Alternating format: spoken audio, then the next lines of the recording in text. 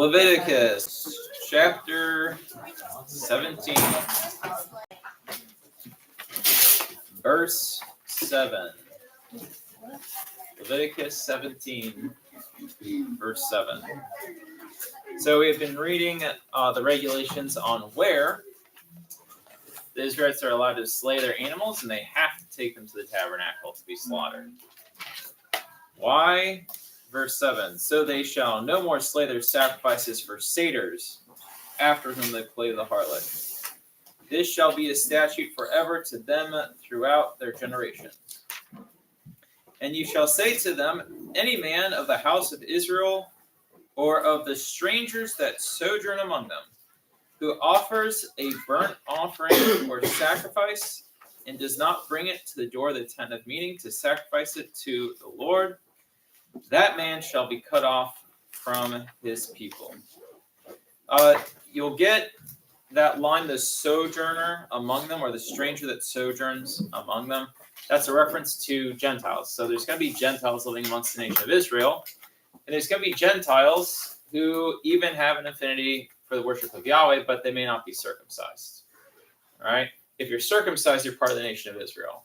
If you are a stranger among people, but you have not done the full, say, conversion yet, there are rules and regulations for that category of people in the law of Moses.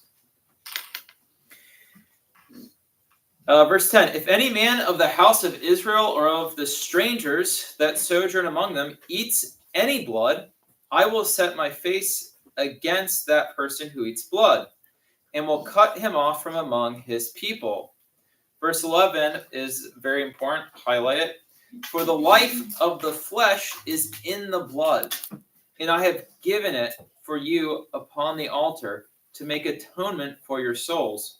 For it is the blood that makes atonement by reason of the life. So this is the common ancient worldview understanding, all right? The life force is in the blood. And that's also why a lot of pagan rituals would do a lot of weird things with blood and fertility, all right? Because it's seen as the source of life. So this explains chapters 16, 17, 15. This pretty much explains a lot of the sacrificial aspects and why animals are slaughtered and then what is done with the blood, right? Why is the blood of the bull, right, sprinkled on the people when they ratify the covenant? What role does the blood of the covenant play? The blood is what brings about life. Okay, so the blood brings life, sin brings death. The blood then of the covenant is what's going to be the remedy to death, the remedy to sin. Therefore, verse 12, therefore I have said to the sons of Israel, no person among you shall eat blood, neither shall any stranger who sojourns among you eat blood. Any man also of the sons of Israel or of the strangers that sojourn among them, who takes in hunting any beast or bird that may be eaten, shall pour out its blood and cover it with dust. For the life of every creature is the blood of it. Therefore I have said to the sons of Israel, you shall not eat the blood of any creature, for the life of every creature is its blood. Whoever eats it shall be cut off. Jump down to chapter 18, verse 1. And the Lord said to Moses, say to the sons of Israel, I am the Lord your God. You shall not do as they do in the land of Egypt, where you dwelt, and you shall not do as they do in the land of Canaan, to which I am bringing you. So verse 3 there gives you a good insight into all the regulations, right? The whole purpose, it's to not be like the Egyptians, but it's also to not be like the Canaanites, so you can be a people set apart. You shall not walk in their statutes. Verse 4, you shall do my ordinances and keep my statutes and walk in them. I am the Lord your God. You shall therefore keep my statutes and my ordinances, by doing which a man shall live. I am the Lord. Verse 6, we get laws concerning sexual relations. Historically, these are the first and also the current incest laws. Yes. May I use the restroom? Yeah. So in Western society, the standards we have for like dating cousins, being weird and all that, it comes from Leviticus. Verse 6, none of you shall approach anyone near of kin to him to uncover nakedness. I am the Lord. You shall not uncover the nakedness of your father, which is the nakedness of your mother. So you can make a note here to Genesis chapter 9, verse 20. If you remember, Genesis chapter 9, verse 20 is where it says that Ham uncovered the nakedness of his father, and he laughed at it. And then he gets this huge curse for laughing at his dad. So that theory that, well, maybe he did something more incestuous that warranted this grave curse comes from the description of the language here in Leviticus. She is your mother, you shall not uncover her nakedness. Verse 8, you shall not uncover the nakedness of your father's wife. It is your father's nakedness. You shall not uncover the nakedness of your sister, the daughter of your father, or the daughter of your mother, whether born at home or born abroad. So even if someone's adopted into your family, marrying an adopted sibling is still considered incest. Where are we? Verse 10, you shall not uncover the nakedness of your son's daughter or your daughter's daughter, so on and so forth. Let's jump ahead to verse 18, chapter 18, verse 18. And you shall not take a woman as a rival wife to her sister, uncovering her nakedness while her sister is yet alive. So that is a direct prohibition on what Jacob did by marrying both Leah and Rachel. So before, when Jacob took to wives Leah and Rachel, it wasn't God condoning it. And here you get an explicit command against it. But at the same time, for Jacob, this law was not on the books also. Jump down to verse 24. Do not defile yourselves by any of these things, for by all these the nations I am casting out before you defiled themselves. And the land became defiled, so that I punished its iniquity, and the land vomited out its inhabitants. So something that critics of Christianity will say, or maybe even very, very extremely liberal Christians who don't have a moral compass might say, is that Christianity is very inconsistent because we believe in the Bible, but then there's all these regulations in the law of Moses that we don't follow. And they're probably a lot years away from understanding St. Paul's theology as to why we don't have to follow this. But there are certain things in the law of Moses that we still do keep. We keep the Ten Commandments. We still follow these laws regarding incest and what have you. So I think one possible apologetical note you can make in explaining a distinction of what you follow in the Old Testament as a Catholic versus what was required of the Jews and the Hebrews in the Old Testament days can be found in verse 24.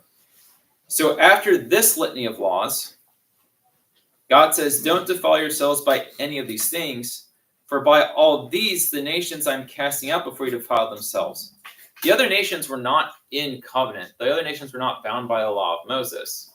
But God's still saying they were defiling themselves through all these grotesque practices, which would imply that the litany of rules that we just read have to do with natural law, not strictly the law of Moses. So you can have two different categories.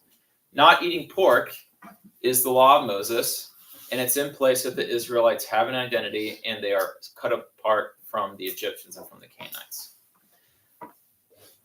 Not marrying your mom, is not just the law of Moses. It's in the law of Moses, but it's also natural law. There's an objective moral order to that.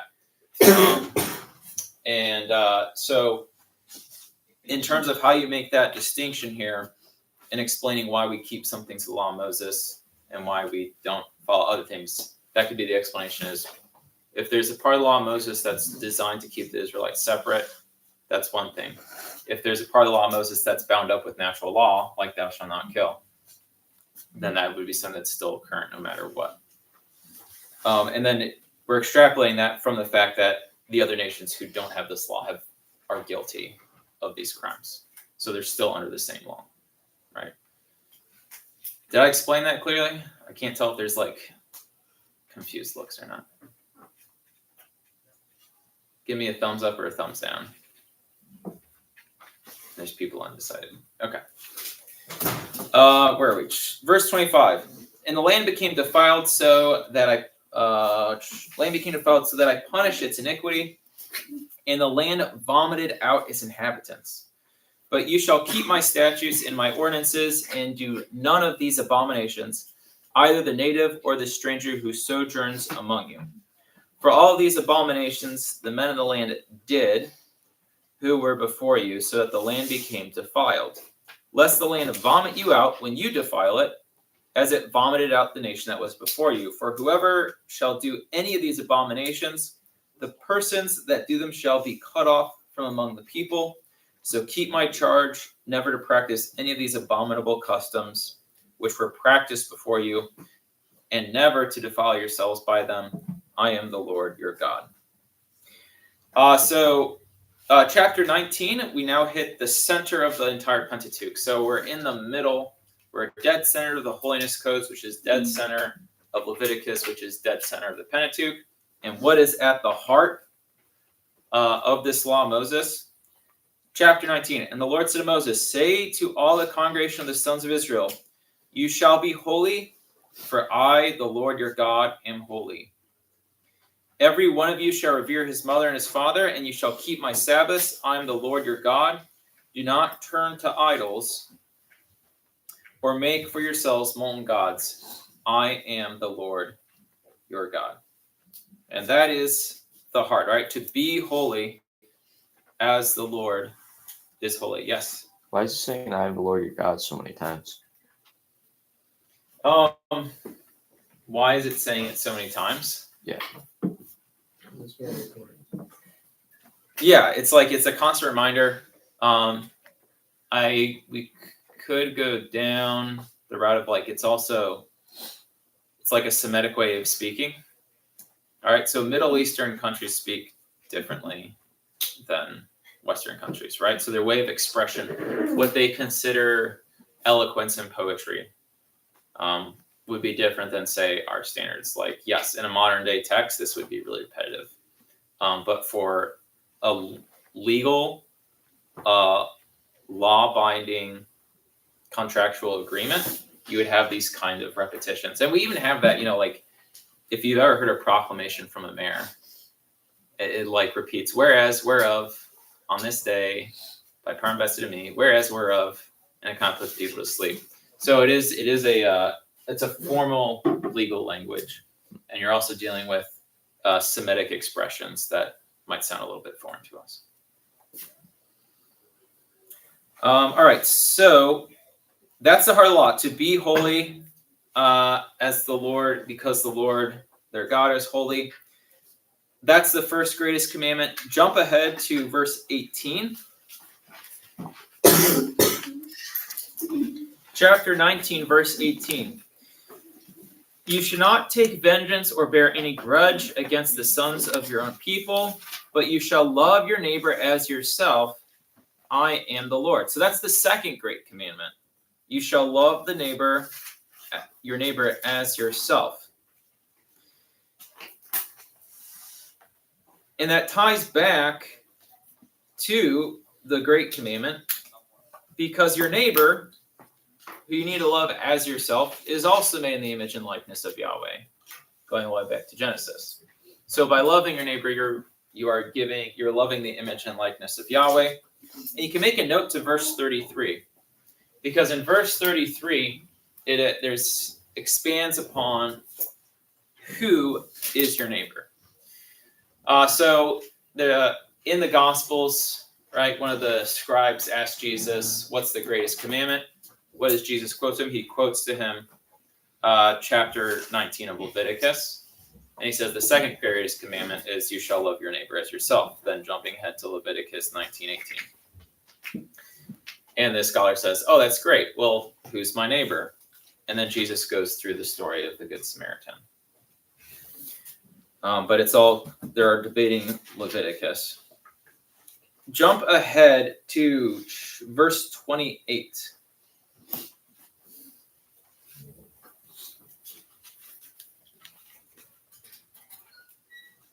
Actually, no, let's backtrack. We'll go to verse 23.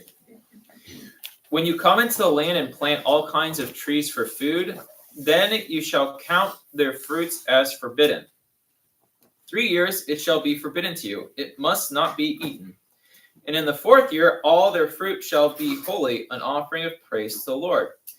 But in the 5th year, you may eat of their fruit, that you may yield more richly for you. I am the Lord your God. So the purpose of this regulation 1 theory is the fact that it actually takes 5 years for plants to start bearing worthwhile fruit. So if you ever plant vines or work in a winery or a vineyard, the first 3 years, the vines are doing nothing. Okay, they're just growing and getting to maturation where they can actually produce fruit.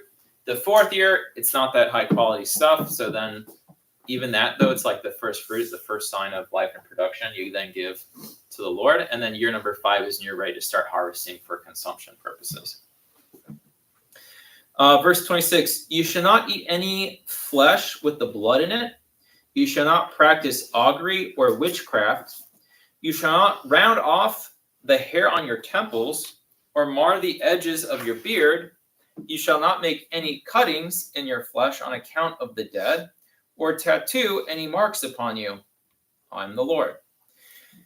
So they... I'm not in favor of tattoos, right? But sometimes this gets taken as like a reason why all tattoos are wrong, because it says in the Bible you shall not make any tattoos. To give the people with tattoos a fair shakedown, even though, again, I'm not in favor of it, and I would disown my daughter if she ever came home with one, would be that in this context of this passage, everything is relating to witchcraft. So you shall not eat any flesh with blood in it. Who does that? You shall not practice augury or witchcraft, right? Trying to fortune tell through the guts of birds. You shall not round off the hair on your temple or mar the edges of your beard, all right? It's just like a weird hairdo. But why is there a ban on this weird hairdo? Because that's what the occult practices were doing, all right, in this time and era, is that if you're a witch, you were going to be like, having a weird haircut. Don't make any cuttings in your flesh on account of the dead. Trying to communicate with the dead was like the main job of a witch. Don't have any tattoo marks upon you. Again, it's connected to witchcraft. So I would say, yeah, if you went and got a tattoo that was like filled with occult symbols, or like as an attempt to join the Witches of Auburn Society or whatever the heck that thing is, that would be wrong. Yes, I wouldn't just disown my daughter. I would drive her to confession and an exorcism. But then, like, having a tattoo of like your family crest, that's different than going and trying to get, like, I don't know, Harry Potter spells scripted on your back. I'm sure there's someone out there who's done that. Okay, jump ahead to verse 33. When a stranger sojourns with you in your land, you shall not do him wrong. The stranger who sojourns with you shall be to you as the native among you, and you shall love him as yourself. All right, so you get some of that commentary that who is the neighbor you're supposed to love as much as yourself? That includes the stranger sojourning among you. All right, and it's from Leviticus that Christ then draws out the parable of the Good Samaritan. Jump ahead to chapter 20, verse 24. But I have said to you, you shall inherit their land, and I will give it to you to possess, a land flowing with milk and honey. I am the Lord your God, who have separated you from the peoples. You shall therefore make a distinction between the clean beast and the unclean, and between the unclean bird and the clean. You shall not make yourselves abominable by beast or by bird or by anything which the ground teems, which I have set apart for you to hold unclean. You shall be holy to me, for I the Lord am holy, and have separated you from the people, that you should be mine. Again, so I would underline in verse 25, I have set apart for you to hold unclean. This is not because, remember, cleanliness means you're unfit for ritual use, right? Or unfit for ritual. It doesn't necessarily equate to sin the same way that like incest is always going to be a sin.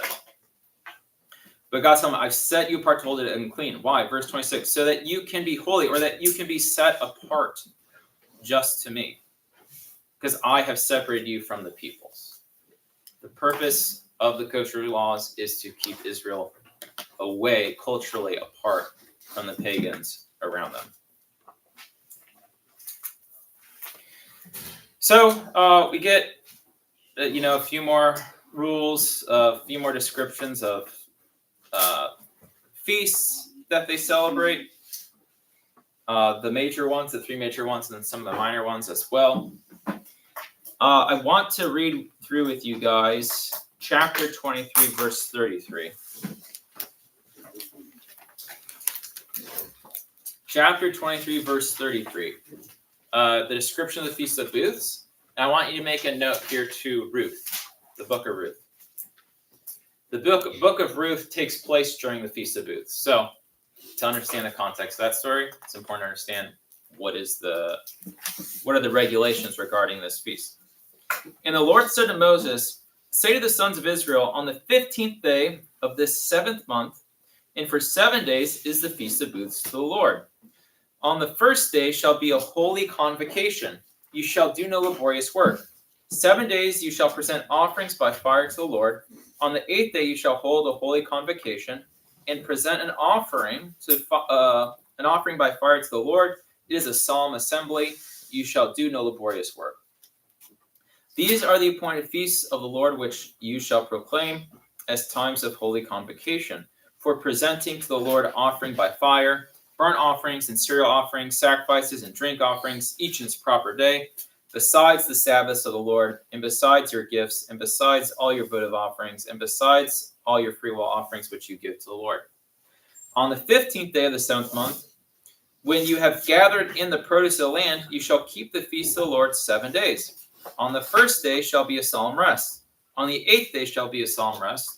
And you shall take on the first day the fruit of goodly trees, branches of palm trees, and boughs of leafy trees, and willows of the brook, and you shall rejoice before the Lord your God 7 days. You shall keep it as a feast to the Lord 7 days in the year. It is a statute forever throughout your generations. You shall keep it in the 7th month. Verse 42, very important. You shall dwell in booths for 7 days. All that are native in Israel shall dwell in booths, that your generation may know that I made the sons of Israel dwell in booths when I brought them out of the land of Egypt. For I am the Lord your God. So in this agrarian society, this is the Feast of Ingathering, the Feast of Tabernacles, the Feast of Booths. It happens in the fall. The fall is when you do the fruit harvest. And you only have so many days to gather up the fruits before they go bad. So rather than going back home after a day's work out in the fields or the orchards, you camp out. You camp out in the fields, and you wake up. As soon as you wake up, you start harvesting because it's got to be go fast. I was actually just at a winery this past weekend, and the owner of the vineyard saw that rain was going to come nonstop for the next 8 days. So he had to get his grapes harvested within 24 hours. And the other winery down the road did not pay attention to the weather, and they ended up losing 70% of their crop because the rain wrecked it. So there's a very tight window when you're running these types of farms, especially the vineyards, for harvesting. Hence, during the Feast of Booths, you're just camping out there and working nonstop to save as much of the produce as you can. But what's the catechetical purpose? This feast is all supposed to remind them, the nation of Israel, of their time in the wilderness and what Yahweh did for them. So the religious feast has a teaching element to it. It's to remind the people of what God has done, just like the Passover feast reminds the people of what God has done. Verse 44, thus Moses declared to the sons of Israel the appointed feasts of the Lord. Chapter 24. The Lord said to Moses, command the sons of Israel to bring you pure oil from bean olives for the lamp, that a light may be kept burning continually. Outside the veil of the covenant in the tent of meeting, Aaron shall keep it in order from evening to morning before the Lord continually. It shall be a statute forever throughout your generations. He shall keep the lamps in order upon the lampstand of pure gold before the Lord continually. And you shall take fine flour and bake 12 cakes of it. 2/10 of an ephah shall be in each cake, and you shall set them in 2 rows, 6 in a row upon the table of pure gold. And you shall put pure frankincense with each row, that it may go with the bread as a memorial portion to be offered by fire to the Lord. Every Sabbath day Aaron shall set it in order before the Lord continually on behalf of the sons of Israel as a covenant forever. And it shall be for Aaron and his sons, and they shall eat in a holy place, since it is for him a most holy portion out of the offerings of fire to the Lord, a perpetual debt. So this bread, the bread of presence, right, that's kept before the tabernacle, we read here it's meant for the priests. All right, the priests are going to eat it, and then they got to replenish it each week. In 2 Samuel, King David, or he's not king yet, but David, he eats this bread. And David is a Jew. He's from the tribe of Judah. He's not from the tribe of Levi.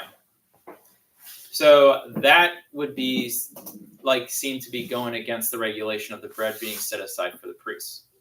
And in the New Testament, Jesus challenges the Pharisees about this. When the Pharisees see that his disciples are plucking grain on the Sabbath so they have something to eat and chew on, the Pharisees say, hey, shouldn't your apostles, disciples not be harvesting technically on the Sabbath? And then Jesus asks them, yeah, remember that story about David eating the bread for the priests? What do you guys think about that? Kind of showing the necessity. When David did that, he was also in flight and on survival mode. So what Christ was saying through that question was, the dignity of the human person, all right, and their need for survival, and that obligation surmounts or exceeds ritualistic liturgical regulations. Yeah. Yeah. Jump ahead to chapter 25.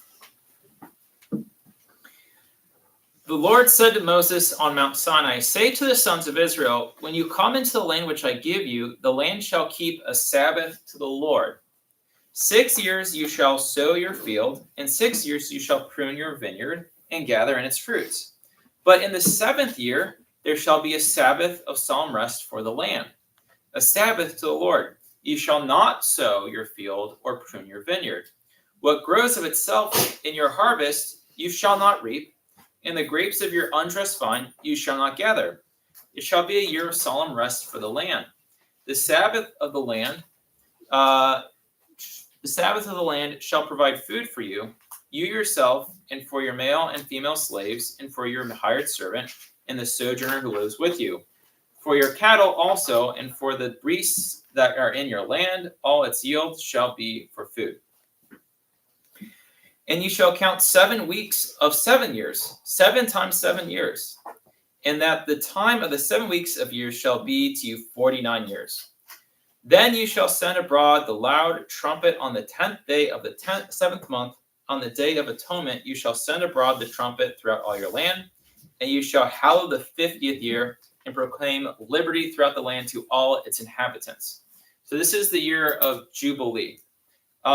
It's important to note that the Jews actually just don't follow a lot of these regulations and guidelines.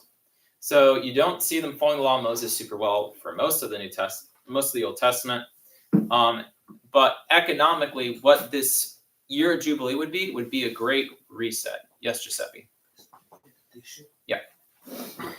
So it'd be a year of great reset. All debts would be canceled. If you are in bondage as a slave to a family, you are set free. And slavery in this context is something that you do to yourself or your own family. Yeah, all right, thanks. Hello?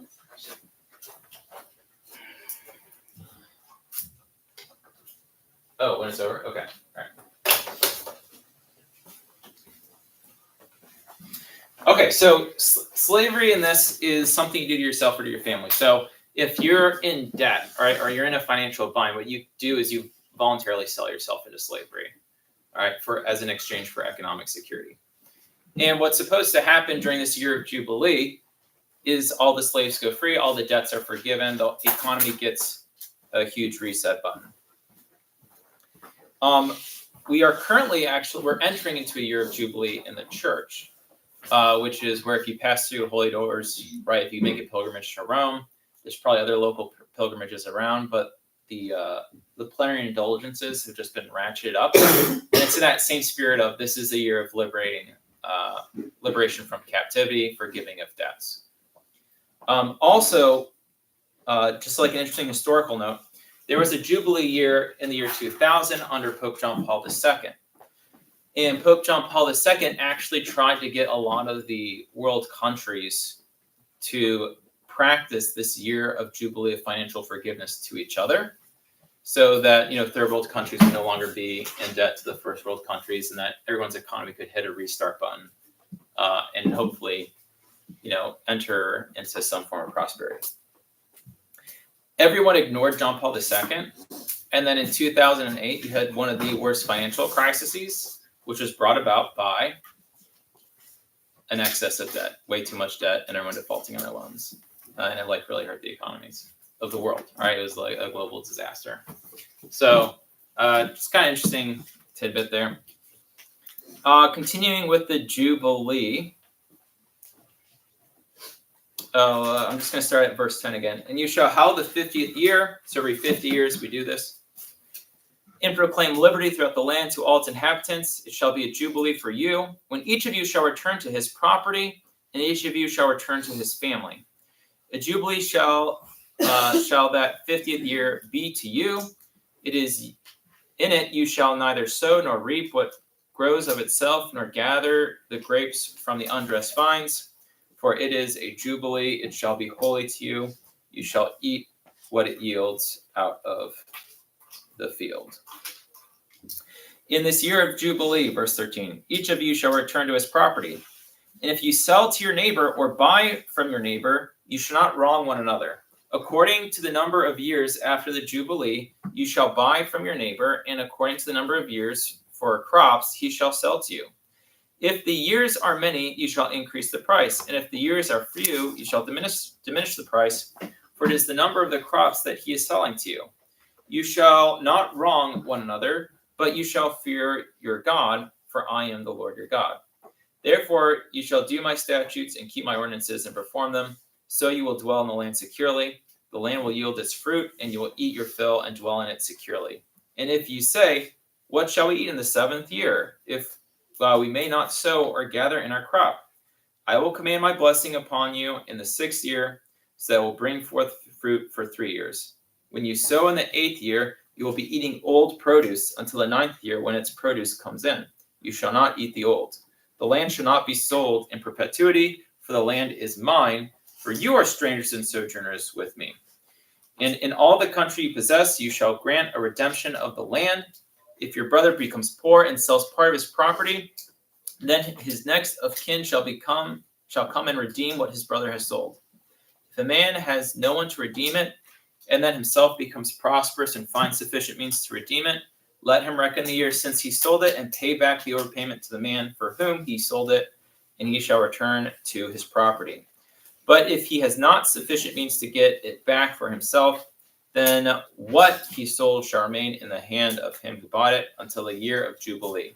In the Jubilee it shall be released, and he shall return to his property. So when Israel goes into the promised land, they're going to break the land allotments up into the 12 amongst the tribes of Israel. And each family is going to be given an allotment of land based on the size of their tribe. So what's happening is, in the year of Jubilee, every 50 years, if a family becomes destitute and has to sell part of their land to get by, when you hit the year of Jubilee, the original land allotments are restored to the families. All right, so the dignity of the people and their land ownership is returned back to them, because that gift of land ownership was part of this covenant. It was something given to them by Yahweh. Let's jump ahead to chapter 26, verse 3.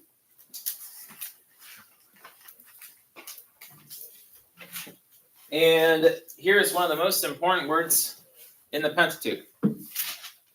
If if you walk in my statutes and observe my commandments and do them. Then I will give you your rains in their season, and the land shall yield its increase, and the trees of the field shall yield their fruit. And your threshing shall last from the time of vintage, and the vintage shall last to the time for sowing.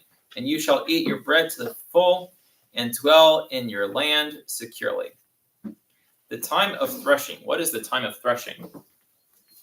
A threshing floor is a big, rocky top of a hill. And what you would do is you would go harvest your grain, your barley, okay?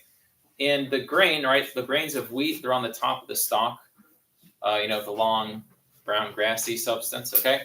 What you do is after you harvest your grain, when you want to separate the food, the seeds from the chaff, all right, the stalk that you don't eat, you bring it up to the top of a hill that's rocky, and you take the stalks and you bunch them up and you just start smacking them on the rocks. And what happens is, because you're elevated, the wind comes and it blows the chaff away, and the heavier grains fall to the threshing floor. And then you collect up the actual grains, and that is what you ground down into flour and then use to produce bread. So the time of threshing is basically after you've harvested, you then have to separate the grain from the chaff, and that's what you do on the threshing floor. You take your bundles up and just start smacking them. And let the wind do the work for you. Jump ahead to verse 7. And you shall chase your enemies, and they shall fall before you by the sword. 5 of you shall chase 100, and 100 of you shall chase 10,000, and your enemies shall fall before you by the sword. Make a note to 1 Maccabees. In the book of Maccabees, they live and die on this promise. Okay. During the time of the Maccabees, Israel had been really unfaithful to the law of Moses. And at the core of the Maccabean revolt is this faithfulness and adherence to the law of Moses. And you see a lot of imagery of, like, one man puts to flight 1,000, 5 men charge into the battle and defeat the huge army before them because they're following, they're keeping their end of the covenant with God. What's that? Macabees.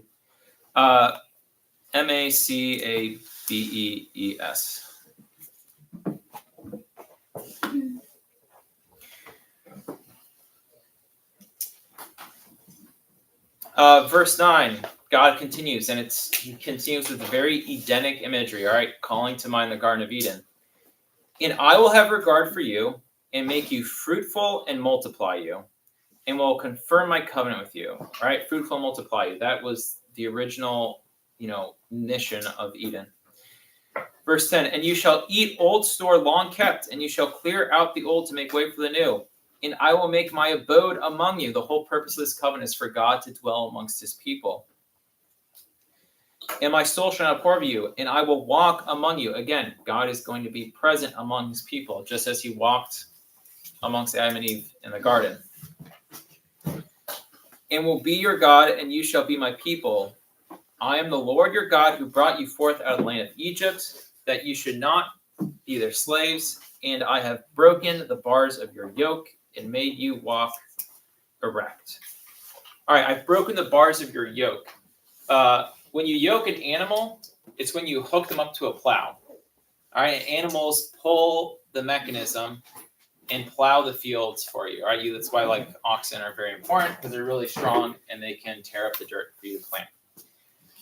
So when the promise here is saying, I've broken your yoke, you can imagine Israel has been on their all fours, and they've been working as slaves with this machine attached to them. But Yahweh is saying, I've broken it so you can stand erect. Now you're no longer to be stooped down as a slave like an animal, but you're now able to be up on your 2 feet.